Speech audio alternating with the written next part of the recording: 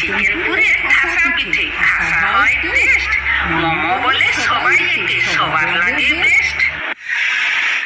সবার প্রিয় চিকেন মোমো। প্রথমে পাত্রে চিকেন কিমা নিয়ে গাজর কুচি, পেঁয়াজ কুচি, রসুন কুচি, আদা কুচি, কাঁচা লঙ্কা কুচি, গোলমরিচ গুঁড়ো, নুন, ধনেপাতা, সয়া সস ও ভিনেগার দিয়ে ম্যারিনেট করে নেব।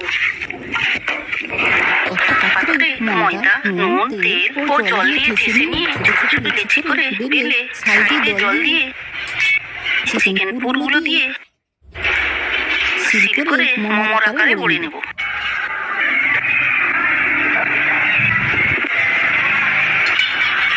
তারপর যে পাত্রে স্টিম করবেন ওতে হালকা তেল দিয়ে মোমো স্টিম করতে দিয়ে দেবো 20 থেকে 25 মিনিট। তারপর গরম গরম মোমো বের করে মোমোর ঝাল চাটনির সাথে উপভোগ করুন সবার প্রিয় চিকেন মোমো।